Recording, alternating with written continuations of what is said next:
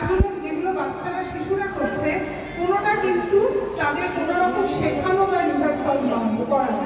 কারণ এমনি মঞ্চে করার আগে আমি প্রচণ্ড রিহার্সাল করাই, সেদিকে মন দিই, ওরাও করে, কিন্তু আমি ভীষণ স্বতঃস্ফূর্ত বা ন্যাচারাল ব্যাপারটা বরাবরই আমার একটা অন্যতম, এটা হয়তো আমার একটা সংজ্ঞা।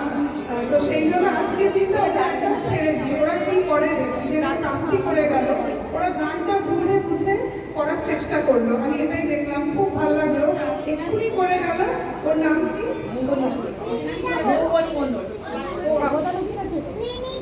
প্রিনিতা বোস। প্রিনিতা বোস আর তার আগে রিধিমা, দুজন ছোট দারুণ কবিতা বললো, বিশেষ করে প্রিনিতা অত বড় একটা কবিতা কি সুরেলা কণ্ঠে বললো, ভীষণ ভালো লেগেছে। আচ্ছা, মাঝে মাঝে আমরা একটুখানি সূত্র ধরে আছি, কৃষ্ণাদি কে দেখে আমরা শেখার চেষ্টা করি, জীবনটাই শেখা, সেটা বাচিক হোক, সঙ্গীত হোক, অঙ্কন। আমি ভীষণ সাংস্কৃতিক জগতের মানুষ, যেটা আমি সেই পরিবারে বড় হওয়া। আমার এক সময় মা দিদি সব সুচিত্রা মিত্রর একদম ডাইরেক্ট স্টুডেন্ট, এবং আমার মা বিবেকানন্দের ছাত্রী রবীন্দ্র ভারতী। তো ছোট থেকে সাংস্কৃতিক পরিবেশটা আমার দিয়েছে, আমি পেয়েছি জন্মগতভাবে, এটাও রবি ঠাকুরের আশীর্বাদ, বড়দের আশীর্বাদ।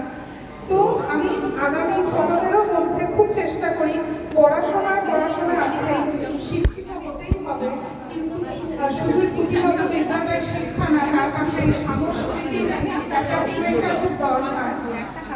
এখানে একটা অনুষ্ঠান চলছে, দয়া করে একটু আস্তে কথা বলবেন এবং সব কিছু তাদের মধ্যে খুব একটুখানি সুচারুভাবে করা হোক, এটাই হতে চলেছে।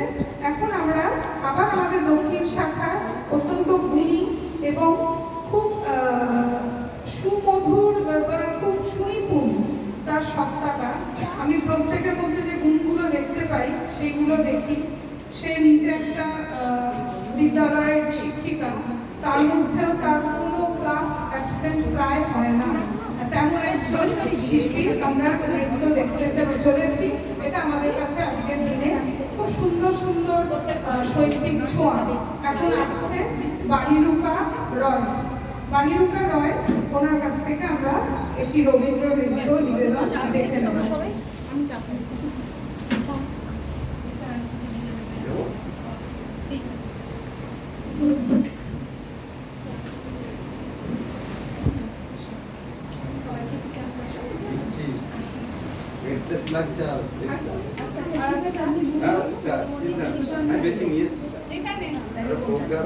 এখানে দিয়েছি।